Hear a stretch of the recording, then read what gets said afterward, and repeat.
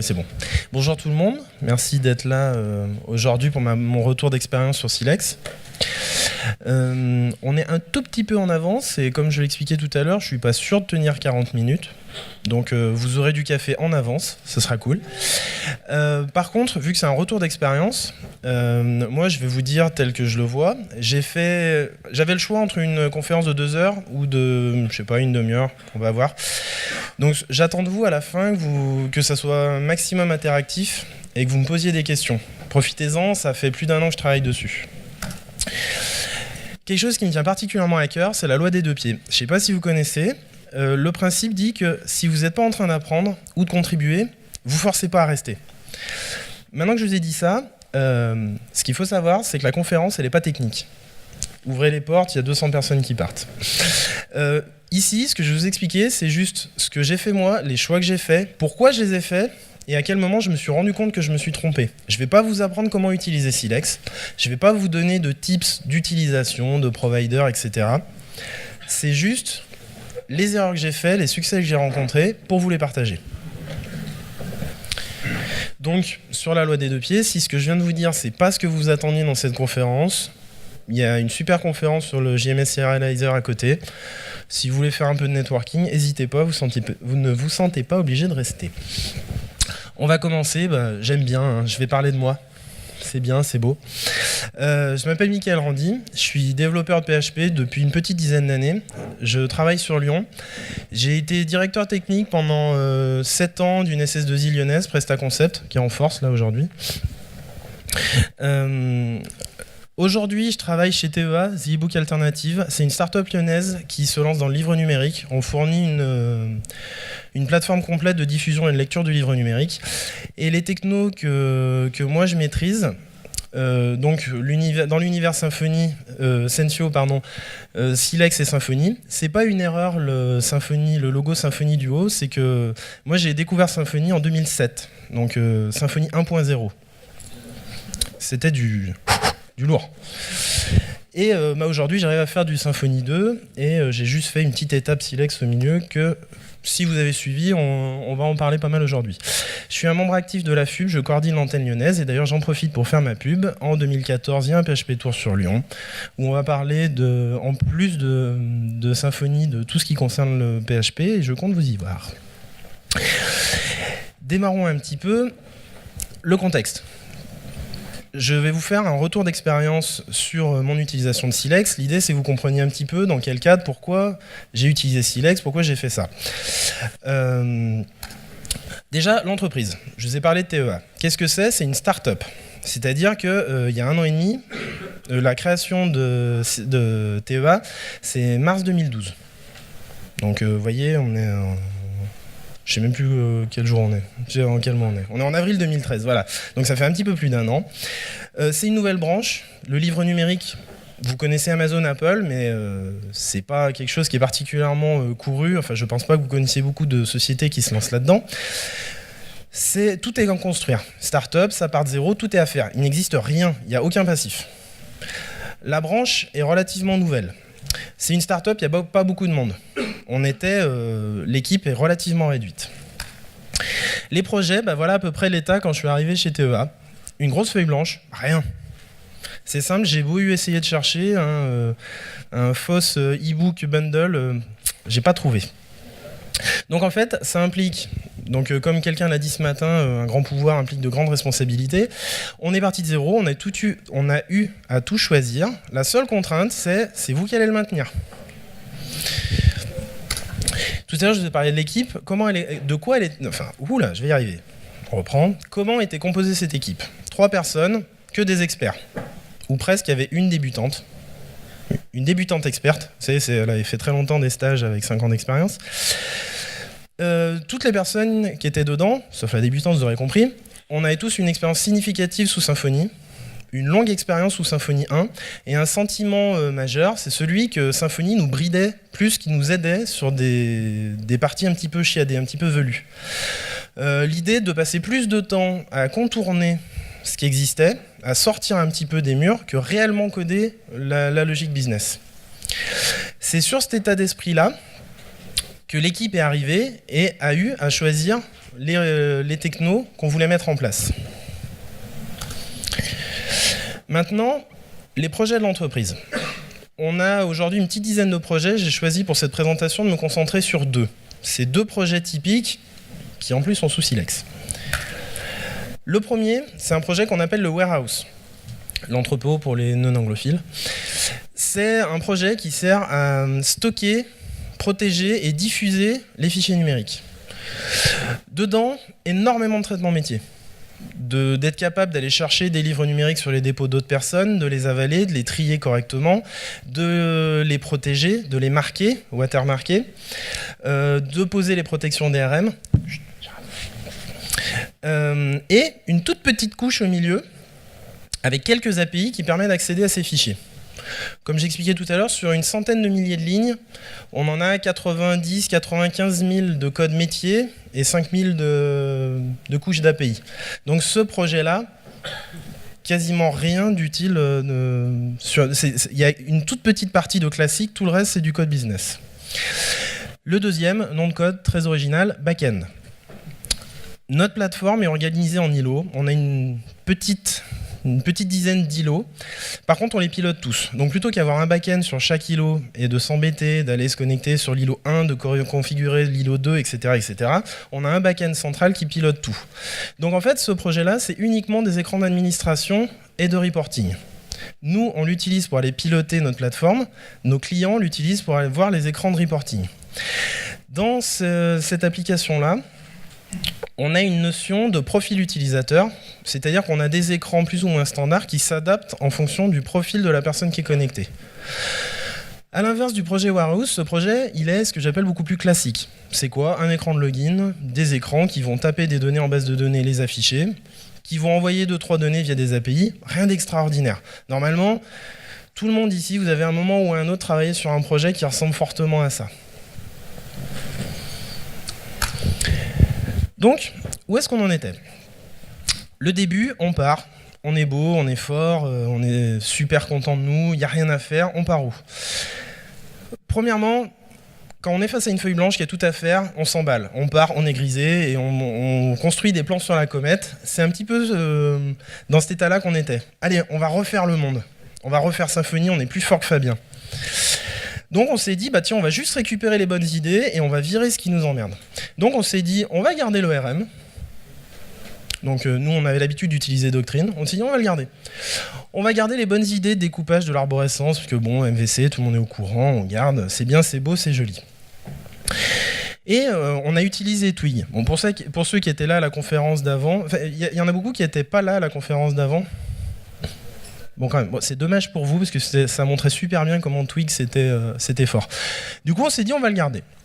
Après, on s'est dit, ce qui nous emmerde un peu aux entournures, on va le virer et on va le faire nous, parce qu'on sait mieux faire. On est costaud. Et entre autres, le principal truc qu'on a changé, c'est les contrôleurs. Comme je vous l'ai expliqué, on partage des écrans, on partage des approches en fonction de profils connectés. Et on n'avait pas envie de s'embêter à dupliquer des contrôleurs ou, comme Symfony sait très bien le faire, de s'embêter à essayer de connecter plusieurs routes sur un contrôleur avec des données un petit peu chiadées. Donc là, voilà, on est parti, on a codé, ça marchait, on était contents, bien et tout, et on avançait, tout allait bien. Et puis un jour, on avait oublié qu'il y a un petit détail dans la vie d'un projet, c'est la maintenance. Je pense que ça vous est tous arrivé. On fait un code, sur le moment, ça paraît génial. Ce qu'on a codé, c'est le meilleur truc qu'on ait jamais fait. C'est forcé, ça durera tout le temps. Et ben un jour, ça évolue. Il faut repasser dans du code qu'on a fait. Et là, on se rend compte que Fabien et toute l'équipe Symfony, s'ils se sont fait chier à faire des trucs un peu avancés, c'est peut-être pas pour le fun. En fait, la première énorme truc qu'on s'est dit, c'est « Putain, mais pourquoi on a gardé l'ORM ?» Qui ici ne s'est jamais dit, en écrivant une requête avec Propel ou avec Doctrine, mais comment je fais une double jointure, une double auto-jointure, par exemple, hein? Qui ne s'est jamais embêté avec ça? Grosso modo, ça représente quasiment tous les problèmes qu'on a eus. On s'est dit « Ouais, super, on veut de la souplesse, on veut plus de contraintes. » Et bien là, en fait, on a fait tout l'inverse avec l'ORM. La deuxième énorme erreur qu'on ait faite, c'est la sécurisation. Au début, on s'est dit on n'a pas besoin d'un bundle, d'un provider de sécurisation complexe et tout ça. On va juste faire un petit provider dans un coin qui est capable de nous dire oui, ça va bien ou pas. Et dans chaque contrôleur, on se demande est-ce qu'il est autorisé ou pas. Non, c'était pas une bonne idée. Parce que le jour où on repasse dedans, on s'est rendu compte qu'on est passé d'un code simple à un code simpliste. Ce que je viens de vous dire, c'est super important. Considérez que Twitter c'est simple, faites attention parce qu'il vous laisse aller dans le simpliste. Le problème de la sécurisation, c'est qu'on est arrivé à maintenir nos écrans. C'est tout simplement quand on repassait dans chaque écran, rajouter des codes métiers, on a commencé à tomber dans ce que vous devez comprendre, les contrôleurs FAT. Quand on est tombé sur des contrôleurs qui dépassaient 50, 100, 200, là où on a vraiment eu peur, c'était un contrôleur qui faisait 250 lignes. Et là, on a commencé à se dire, commence à avoir un problème. Une autre erreur qu'on a fait, c'est les tasks. Le warehouse, beaucoup de code métier, mais à un moment, il faut bien lancer ce code métier. Beaucoup de traitements asynchrones. On s'est dit, ouais, c'est simple, c'est 2-3 tasks à lancer. Le composant console, il est fat. Hein. On va le laisser de côté, on fait notre petit truc. Ah putain, ça serait bien de pouvoir passer des options. Ah putain, ça serait bien d'avoir de la couleur. Ah putain, ça serait bien de faire du log. Et jusqu'au jour où on se dit, mais je suis en train de réinventer la roue là. Et le pire, c'est qu'en plus, on se dit que cette roue, elle est carrée. La dernière erreur qu'on ait fait... Donc c'est facile de regarder les erreurs après. Peut-être que vous êtes en train de vous dire, mais comment il a pu tomber dans ces pièges-là? Sur le moment, on ne se rend pas compte qu'on les fait. Hein. Et pourtant, il y a un an, je ne me considérais pas comme le premier venu en développement. La dernière erreur qu'on ait fait, c'est sur la configuration. Ça paraît simple, la conf. Ouais, je fais un petit fichier de conf dans un coin, un bootstrap, un config que j'inclus, ça va bien. Ouais. Pimple, c'est bien dans Silex. C'est hyper simple. Mais il faut l'alimenter, Pimple. Ça l'est moins. Comment on gère les valeurs par défaut? Je ne sais pas si vous vous êtes déjà posé la question de gérer vos propres fichiers de config, mais vous développez en dev, vous rajoutez votre propre variable de config, tout va bien, c'est beau, c'est joli, et vous mettez en prod. Et là, poum, il y a tout qui plante. Ah, zut, mon fichier de config, il n'est pas committé, j'ai oublié de rajouter la variable par défaut dans mon fichier qui est en pré-prod. Gestion des multi-environnements. Ça paraît simple, hein, dit comme ça. Vous êtes déjà confronté en dehors de Symfony, tout seul comme un grand, à une gestion de configuration multi-environnement performante et en cache. Donc là, qu'est-ce qu'on a fait? On s'est posé, on s'est regardé, on a dit, qu'est-ce qu'on fait? Hop. Et dans mon coin, j'ai commencé à entamer un petit refactoring. Hop, qu'est-ce qu'on fait? Moi, ce qui me tenait beaucoup à cœur, c'était l'ORM. J'en avais marre de sortir 200 classes pour faire un pauvre select qui me prend du temps et de devoir passer 2 heures pour faire mes requêtes compliquées chiadées. Je me suis dit, allez, on vire doctrine. Et puis en y réfléchissant un petit peu, je me suis dit, non, allez, c'est peut-être pas tout acheté, la déballe, elle est pas mal. Du coup, en fait, tout ce qui est autogénéré, tout ce qui est entity repository, on a mis un coup de balai dessus, on l'a viré, on a gardé juste la couche déballe, donc c'est la facilité de protéger nos requêtes, de les préparer, de les exécuter, la récupération des résultats de manière assez simple. Il y a un de mes collègues, lui, qui s'est porté dans son coin, important, moi j'ai fait l'ORM dans mon coin parce que ça posait problème. Lui, dans son coin, il a fait quoi? Il a commencé à travailler sur la sécurisation. Bon, zut, j'en ai marre, à chaque fois que je crée un contrôleur, j'oublie, puis hier, il y a X qui a oublié de mettre dans le contrôleur, du coup, faille, etc. Et là, on s'est dit comment on fait sans le composant security, parce qu'il n'y a pas de provider security, enfin tout du moins, il y a quelques mois, il n'y en avait pas. Du coup, on a mis en place un middleware Silex. Est-ce que ça parle pour tout le monde ce que c'est un middleware Silex ou pas? Est-ce que ça ne parle pas à quelqu'un? D'accord. Quelque chose de très simple, dans Silex, en 2 mots, Silex, on pourrait le résumer en c'est un matcher d'URL, c'est un module de routing. Vous arrivez à un endroit, une configuration simple, et vous définissez $app get, c'est une route en get, $app post, c'est une route en post, et ensuite il exécute des fonctions anonymes en fonction de ce qui tombe sur les matchings de route. Les middleware, c'est $app before par exemple, c'est une méthode qui va s'exécuter quelle que soit la route qui est appelée. Donc là, en fait, c'est pratique pour nous, parce que avant que n'importe quelle route s'exécute, on contrôle que la session est démarrée, que l'utilisateur a le droit d'accéder, et là, on donne accès à la route. Donc là, déjà, c'était un premier pas, c'est-à-dire qu'on ne se souciait plus de est-ce qu'on a bien protégé, c'est-à-dire qu'au lieu de donner l'accès par défaut tant qu'on n'a pas pensé à protéger, on était dans un mode où, par défaut, on bloquait et on autorisait explicitement. Par contre, à un moment, on s'est regardé un petit peu l'un et l'autre en regardant ce qu'on faisait, et on s'est rendu compte qu'on avait un petit peu quand même 2-3 problèmes lors de nos migrations, lors de ce refactoring. C'est que premièrement, on ne pouvait pas faire un refacto tremblement de terre. C'est assez compliqué de se dire qu'il y a 6 mois, on part d'une feuille vide, d'une feuille vierge, on travaille, et 6 mois après, comme des grands, en pensant qu'on est beau, qu'on est fort, qu'on est grand, et bah que 6 mois après, tu as une dette technique qui fait que tu ne peux pas tremblement de terre et repartir et te donner 3 mois pour refaire ton projet. C'est une deuxième information super importante que je vous donne, hein, c'est que si vous faites le choix de Silex ou de Symfony, pensez pas que comme ça, vous passerez de l'un à l'autre. Deuxième problème qu'on s'est rendu compte, c'était les problèmes de cohabitation. Vous savez, c'est comme si hier soir vous étiez à la beuverie, à l'introspection nocturne, et que le lendemain matin vous vous réveillez, vous savez, une petite impression de bouche pâteuse, mal à la tête. Là, c'était un petit peu le sentiment dans lequel on était. Et là, faut payer à ce moment-là. Dernière difficulté assez impressionnante qu'on a rencontrée, c'est la maintenance. Quand vous avez commencé un refactoring, que vous voulez pas faire un truc tremblement de terre, donc vous commencez petit à petit à corriger dans les codes où vous passez, pour passer sur une version plus stable. Un jour, on vient vous voir, on vous dit, tiens, au fait, ici, je voudrais une petite colonne en plus dans le reporting, et ouais, c'est simple, j'en ai pour 5 minutes. Et là, vous ouvrez le fichier et vous vous rendez compte que c'est un code qui n'est pas encore migré. Et les 5 minutes que vous avez annoncées, ça se transforme en 2 heures. Et encore si on a de la chance. La conclusion de cette slide, juste de cette slide-là, c'est que Silex, ça nous paraissait simple. On avait les coups des franches, on faisait un petit peu ce qu'on avait envie. La première difficulté qu'on a rencontrée, la première fois où on a eu besoin de reprendre des choses, on s'est retrouvé devant une montagne. 6 mois de travail, une montagne. Pourquoi ? On n'est pas guidé. On a fait tout ce qu'on voulait. Quand on a essayé de remettre des guidelines, et là, on s'est retrouvé devant une montagne à faire. Donc là, on part, on avance, on fait, tout va bien. Et puis on s'y remet. Là, on se dit, c'est bon, on a refait les choses bien, on avance bien, on est costaud et tout. Et là, 3 mois plus tard, ah putain, j'ai une super bonne idée.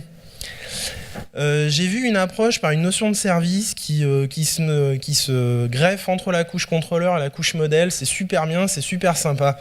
Ouais, viens, on pose ça dans Silex. Et là, heureusement, il y a quelqu'un qui est arrivé et qui nous a dit wow. Là, ce qu'il faut comprendre à ce moment-là, c'est que Silex, il n'y a pas de cadre. C'est simple, c'est un micro-framework, il n'y a pas de cadre. Ce qui fait que si vous vous laissez embarquer par la moindre idée que vous avez, la moindre pulsion qui vous paraît super cool, vous allez vous laisser porter par les effets de mode et vous allez vous rendre compte que votre projet, ça va être une sorte de magma. Dès que vous allez avoir une nouvelle idée, vous allez intégrer une nouvelle verrue. Là, on s'est rendu compte qu'on n'avait pas encore fini le refactoring précédent, qu'on était déjà prêt à mettre une nouvelle organisation, une 3e organisation. Donc là, on s'est dit, stop, on se pose tous les 3, vous vous rappelez, l'équipe technique, 3 personnes, on se pose tous les 3, on discute. Qu'est-ce qu'on attend de nos projets ? Qu'est-ce qu'on a envie de faire avec ? Qu'est-ce qu'on est prêt à investir dessus ? Et là, à partir de ce moment-là, excusez-moi, on s'est dit, allez, on se pose ensemble, on parle. Là, le truc qui est important à comprendre à ce moment-là, c'est que Silex, c'est un micro-framework, pas de cadre. Donc, si vous n'êtes pas d'accord et cohérent avec votre équipe, il n'y a plus de barrière. Donc, c'est à partir de ce moment-là, de cette slide-là, que nous, on s'est dit, oula, on se pose, on discute, où on en est. On s'est rendu compte en 6 mois que, déjà Silex a évolué, que nous, on maîtrise beaucoup mieux Silex, et qu'on maîtrise beaucoup plus notre métier. Ça fait beaucoup de changements, on était tous au moins, plus ou moins au même niveau à ce moment-là. On s'est mis en réunion, 2 heures, et on s'est posé. C'est quoi nos guidelines ? Qu'est-ce que nous, on a envie de faire ? Qu'est-ce qu'on est prêt à accepter ? Qu'est-ce qu'on ne veut pas faire ? Et c'est à partir de ce moment-là, quand on a échangé nos bonnes idées, qu'on a fait un retour sur écueil, qu'on a commencé un second refactoring, mais beaucoup plus strict celui-là. Premièrement, c'est un refactoring qui a été arbitré par le management. C'est notre product owner, on travaille en agile, c'est notre product owner qui est venu nous voir, qui nous a dit « Qu'est-ce que vous avez besoin pour remettre le projet d'aplomb ? Ça vous prend combien de temps ?» Elle a regardé l'impact, est-ce qu'on risque de repasser dessus ou pas ? Et elle a commencé à nous guider là-dedans. La société a décidé de donner du temps pour qu'on remette le projet sur les pieds. Et surtout, très important, on s'est fixé des guidelines. Ce que Symfony ne nous apportait plus, on s'est décidé à le poser et à le mettre. Et c'est à partir de ce moment-là, donc là ça date d'il y a 4 mois, un peu plus de 4 mois, et en fait ça fait 4 mois, régulièrement on regarde un petit peu dedans pour voir si on part pas un petit peu n'importe où, et le fait d'être revenu sur des guidelines clairs, cadrés, partagés par tout le monde, et bien là maintenant on a un projet Silex qui avance et qui tourne correctement. Donc en fait, en quelques mots, là c'est le retour sur 1 an d'expérience. Ce que moi j'ai envie de vous transmettre aujourd'hui, premièrement, j'ai envie de revenir 2 secondes sur les projets. Je vous ai parlé tout à l'heure du warehouse et du back-end. Grosso modo, tout ce que je vous ai expliqué, à part quelques bonnes pratiques et le composant console, ça concerne que le back-end. Pourquoi ? C'est parce que le warehouse, c'est que du projet métier. En fait, on n'est pas tombé dans se laisser attirer par les nouveautés du marché, par les nouveautés, par l'article de blog X ou l'article de blog Y, parce que le fait que ça soit quelque chose qui n'existe pas, qu'on n'a pas l'habitude de voir, qu'on ne trouve pas dans chaque article de blog, fait que intuitivement, entre nous, on discutait. Comment tu le ferais ? Tu le vois comment ? On faisait beaucoup de relecture de code. Et en fait, on s'est posé naturellement des guidelines. Le back-end, lui, par contre, qui était un projet très standard, ou dans lequel on trouve énormément de ressources, plein de bonnes idées, Silex ne nous a pas cadré, et du coup on est parti totalement dans tous les sens. Les 2 refactoring dont je vous parle depuis tout à l'heure, ils concernent exclusivement le back-end. Le warehouse, à part le composant console qu'on a rajouté, il tourne très bien depuis 1 an maintenant. Donc en fait aujourd'hui, si vous avez bien suivi, si j'avais à refaire tout ça à l'heure actuelle, pour le back-end, je vire Silex et je repars sous Symfony. Pourquoi ? Aujourd'hui, la sécurisation, Symfony le fait très bien. L'accès à la couche de données, Symfony le fait très bien. Les profils utilisateurs, Symfony le fait très bien. Nous, on a fait quoi ? On l'a refait. Le warehouse, par contre, avec toutes ses règles métiers, tout son fonctionnement, on est allé très vite dedans, ça a marché très très bien, et je suis persuadé que si on avait eu à le faire dans Symfony, on aurait perdu du temps à se dire je le mets dans quel bundle ? Ah oui, mais la configuration, est-ce que je la mets là ? Et lui, comment je le branche ? Donc aujourd'hui, typiquement, sur ces 2 projets, j'aurais quand même gardé Silex pour le warehouse. Donc en fait, ce que j'ai envie de vous transmettre comme leçon et comme indicateur qu'il faut que vous gardiez en tête. Premièrement, c'est demandez-vous rapidement, très rapidement, est-ce que Symfony fait ou pas ce que vous avez envie ? Est-ce qu'il existe des composants, des approches classiques de Symfony qui correspondent à votre besoin ? Si c'est oui, partez pas sur Silex. Ça sert à rien de réinventer la roue et vous allez juste perdre du temps. Une question d'ailleurs qui m'a été posée tout à l'heure, c'est oui mais mon projet, je démarre, je sais pas trop où il va. Vous vous doutez bien que si vous démarrez sur un site qui sert à afficher des articles de mode à destination des jeunes parisiennes entre 30 et 40 ans, c'est ça, je me trompe pas ? D'accord, 55 ans. C'est un site web qui est relativement classique, qui est assez proche du CMS. Bon, même si pour le coup, eux, ils font plus compliqué. Vous avez quand même une certaine idée de là où va aller votre projet. Ça risque pas demain de devenir un site qui permet de télécharger des films. Donc vous pouvez vous projeter un petit peu et vous dire est-ce que mon projet est classique ou pas ? Et du coup, c'est ça la question la plus intéressante. Vous ne demandez pas si votre projet est petit ou gros. Ça, c'est l'erreur standard que font les gens, c'est petit projet Silex, gros projet pas Silex. Non. Si vous avez un petit projet qui sert juste à un écran d'administration, faites Symfony, ça ira vite. Enfin, si vous le maîtrisez en tout cas. Par contre, si vous voulez faire un gros projet qui sort totalement des sentiers battus, posez-vous quand même la question de Silex. Donc, comme j'avais prévu, je suis un tout petit peu en avance. Enfin, quoique, j'ai que 5 minutes d'avance sur ce que j'avais prévu. Ah non, un peu plus quand même. Bref, est-ce que vous avez des questions ? Déjà, est-ce que je vous ai perdu ? Est-ce que ça vous a intéressé ou pas ? D'ailleurs, à ce sujet-là, je ne sais pas si ça a été fait, mais normalement, il devait y avoir un join-in. Que vous ayez aimé ou pas la conférence, n'hésitez pas, quand ça sera en ligne, d'aller noter. C'est-à-dire que moi, j'ai fait ça comme je le ressentais, en espérant que ça vous intéresse. Si vous avez des critiques, que ça soit positif ou pas, n'hésitez pas à le faire, c'est super important quand on est speaker. Bon, déjà, merci pour la présentation, qui est assez courageuse. C'est rare de voir... de parler de cette manière de là où on s'est planté. Concernant le fameux contrôleur qui faisait 250 lignes, est-ce que si vous aviez des tests fonctionnels, est-ce que vous auriez déjà pu le voir au niveau des tests ? Parce que je suppose que si ça fait 250 lignes, il doit y avoir beaucoup de cas d'utilisation. Et donc du coup... En fait, ça c'est le contrôleur de 250 lignes. On a des tests purement fonctionnels via BIAT et pour des raisons de rapidité de développement.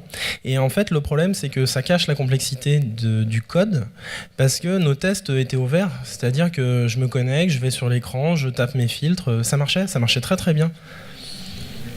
Et oui, mais quand on laisse une débutante un petit peu trop longtemps dans un truc, qu'ensuite, en tant qu'expert, on repasse dedans et qu'on fait le feignant, bah voilà. Merci. Merci.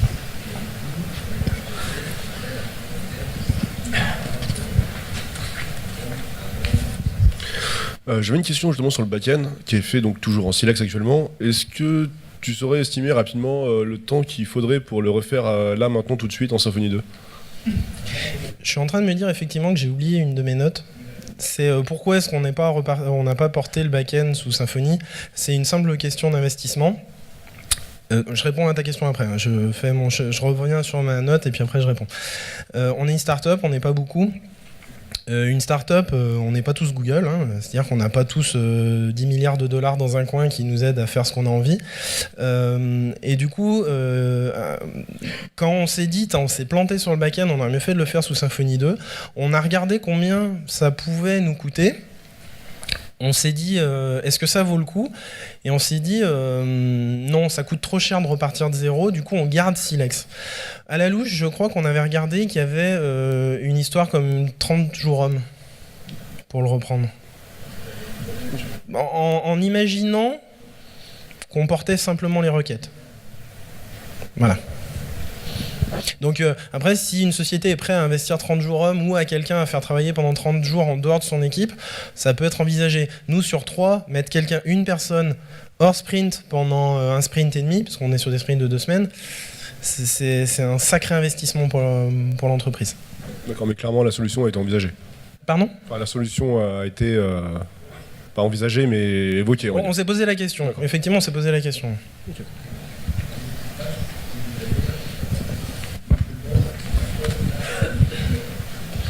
D'autres questions ? Il y en a une là-bas et une là. Et une là-bas.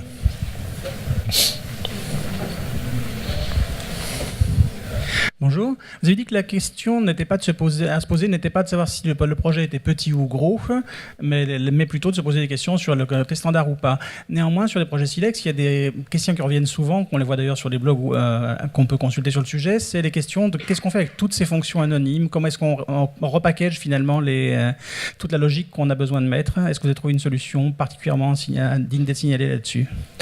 Pour les fonctions anonymes, ça a été répondu, je serais incapable de vous dire il y a combien de temps, mais en fait on peut monter des contrôleurs sous forme de classe, et ce qui fait que du coup on retombe sur un principe de contrôleur bien organisé, plus propre. Par contre c'est pas ce qui est expliqué nativement sur la doc, parce que la doc laisse effectivement sous-entendre que c'est pour du projet simple et simpliste. Enfin, en tout cas, moi, c'est mon ressenti. Et Fabien serait dans la salle, il me dirait que je peux contribuer sur la doc pour ce que je devrais faire. Je suis d'accord avec lui. Bonjour, moi j'ai une question sur un logiciel en fait qui a été fait sur Silex qui s'appelle Bolt CMS. Est-ce que tu as un avis dessus, technique? CMS, je m'y suis frotté moi comme un grand chez Presta Concept et depuis en fait ça me donne des boutons. Du coup en fait non, je vais pas regarder l'outil et je fuis un petit peu. Et je dis pas le contraire, hein, il est peut-être très très bien. Je sais pas qui a dit qu'il était vachement bien. Du coup vous avez peut-être intérêt à discuter tous les deux en sortant. Bonjour, j'ai pas tout à fait compris la raison du choix qui ferait que vous parteriez sur Silex ou sur Symfony. Si j'ai bien compris, il y a beaucoup de processus métiers dans la partie warehouse, mais qu'est-ce qui ferait que du coup, ça c'est quelque chose qui vous ferait partir sur Silex plus que Symfony? En fait, dans le projet warehouse, le fait qu'il y ait 95% de code métier fait que j'ai pas besoin du framework. En fait, limite, il pourrait tourner en standalone, en dehors d'un framework, ça marcherait tout aussi bien.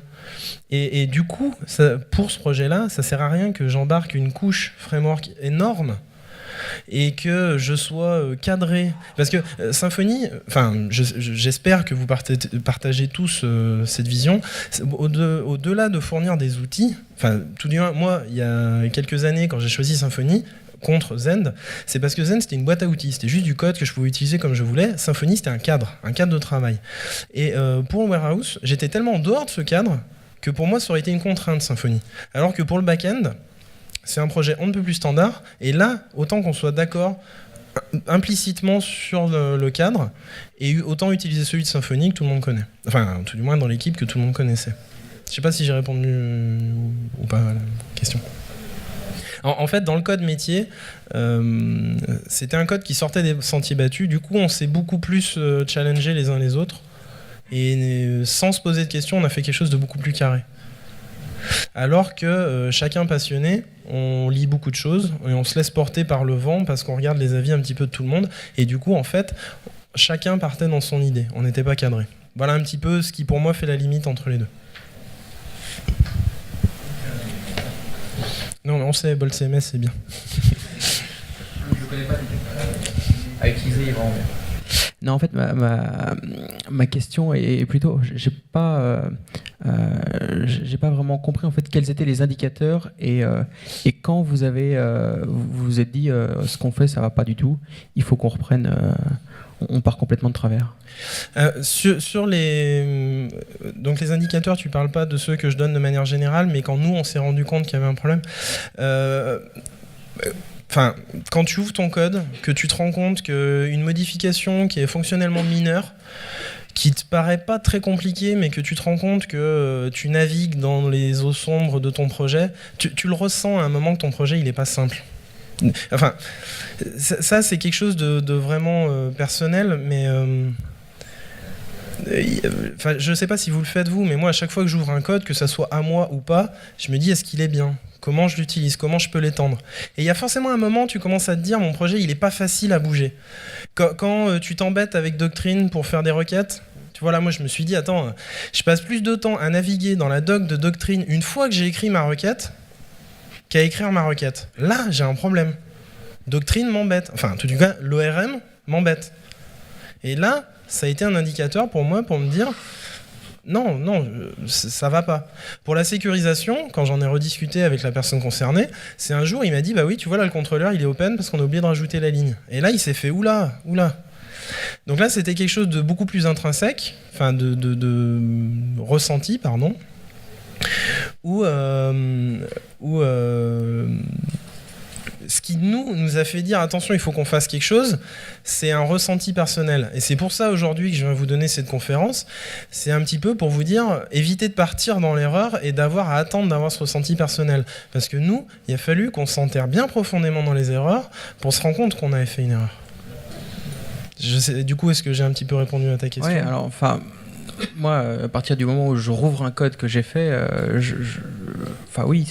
on réapprend tout le temps des nouvelles choses, donc on est tout le temps en train de réécrire notre code, mais j'ai jamais eu, ça m'est pas arrivé, cette réflexion de me dire je suis parti complètement de travers depuis 6 mois. j'ai réinventé un truc. Je te félicite, alors d'accord, c'est que du coup tu codes très très bien. Mais alors moi, en continu, je critique mon code et je dis tiens, j'aurais pu faire mieux. Après, je dis pas que c'est comme ça qu'il faut faire, en tout cas c'est comme ça que je fonctionne.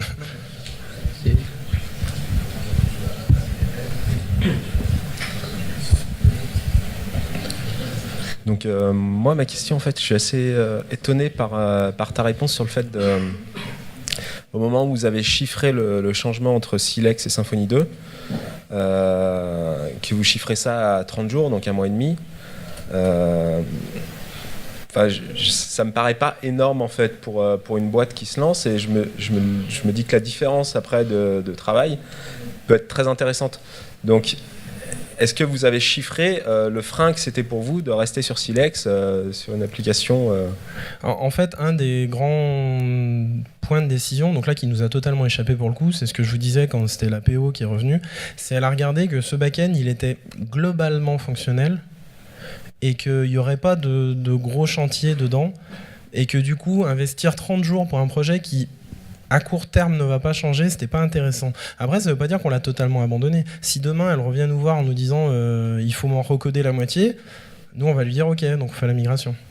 Ce sera peut-être plus 30 jours à ce moment-là. Disons que Startup, moi c'est une erreur que j'ai fait il y a 1 an, hein, c'est d'ailleurs pour ça que dans 2 mois je quitte cette startup, mais c'est que... Oui, désolé. ça fait partie de la presse en fait, c'est aussi Ah non, des du erreurs, tout. Non, c'est juste que je pense Startup, moi en tête j'avais 37 Signals, Google, etc. Donc c'est bien, Xbox dans les coins, plein de temps pour faire ce qu'on veut. Et puis en fait la réalité n'est pas tout à fait là. On a une backlog actuelle de 4 mois avec des clients qui le veulent pour demain. Donc aller regarder notre product owner en lui disant qu'on va investir 1 mois pour produire 0, elle nous a fait ha ha ha. Merci. Du coup je sais plus où j'en étais. Oui, donc on lui a dit qu'on allait investir 1 mois pour rien en valeur ajoutée fonctionnelle, elle nous a dit non, on le fait pas maintenant. Après, c'était pas une fin de non-recevoir. Quand je dis on n'évolue pas trop, c'est rajouter une colonne dans un coin, pour moi, c'est pas une évolution importante, quoi. Oui, mais ce type de changement, justement, plus tôt on le fait, moins il coûte, quoi. Ah, je dis pas le contraire, nous, on l'a bien en tête. Hein. J'imagine. Après, c'est le jeu de l'agile, hein. C'est l'APO qui essaye de gagner de la valeur fonctionnelle et l'équipe qui essaye de gagner de la valeur technique. Et puis après, c'est la pondération là au milieu. Et pour l'instant, la balance n'est pas en notre faveur. Ok. C'est pas vous qui faites l'arbitrage. Pardon ? Vous n'avez pas eu la main sur l'arbitrage. Voilà. Ben, c'est d'ailleurs à ce moment-là que le projet est reparti d'aplomb.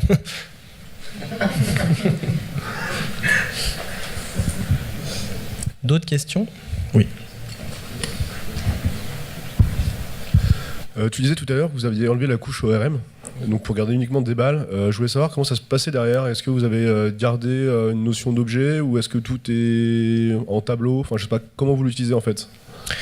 C'est plus ou moins en tableau parce qu'on a un minimum d'encapsulation. Quand je dis qu'on a viré l'ORM, en fait, c'est qu'on a fait une pauvre class query, une pauvre class query lines qui nous donne un minimum d'encapsulation, mais on est très loin des principes d'hydratation et on est sur quelque chose qui colle de très très près à notre besoin. Donc qui n'est pas portable. Enfin, par exemple, si quelqu'un me posait la question très saugrenue de savoir si je compte l'open sourcer, je dirais non parce que ça colle juste à notre besoin. Et donc on a gardé en fait le minimum nécessaire parce que quand tu travailles sur des dizaines de millions d'enregistrements, je sais pas si vous avez déjà essayé d'hydrater des dizaines de millions d'enregistrements. Une fois. Voilà. Donc, tu t'en rappelles d'ailleurs. Je vous parlais de reporting tout à l'heure. Quand on fait de l'agrégation sur des reporting, il n'y a pas de miracle. Si vous travaillez sur des objets, ça va être dangereux. Okay.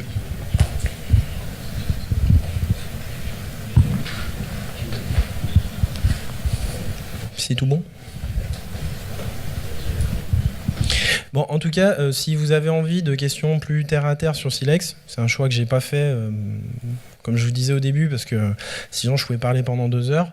Je suis là, a priori on a un quart d'heure d'avance, puis après il y a 20 minutes de pause. Donc si vous voulez venir voir sur des questions plus terre à terre sur Silex, parce que vous vous posez la question de savoir est-ce que je prends Silex, est-ce que je prends pas Silex, n'hésitez pas à venir me voir, sachant que je risque de vous surprendre parce que je risque de vous conseiller Sinatra et Ruby. Oui, parce que tout à l'heure, je suis passé rapidement, je suis en train de me dire sur le petit Ruby à côté. En fait, un des trucs qui me régit, c'est que pour moi, c'est le bon outil au bon endroit. Typiquement, j'ai commencé à faire du Ruby parce que je devais taper sur une base Mongo, et je ne sais pas si vous avez essayé le connecteur Mongo PHP. Voilà, du coup, on a fait du Ruby. Et du coup, aujourd'hui, il y a certains tout petits projets. Là, par contre, du coup, pour la taille dont on parlait tout à l'heure, pour des tout petits projets, j'utiliserai du Ruby et du Sinatra. Pardon ?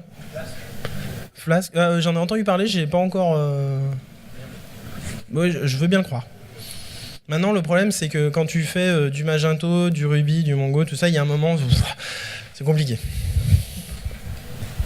Voilà, tout bon ? Eh bien, merci beaucoup.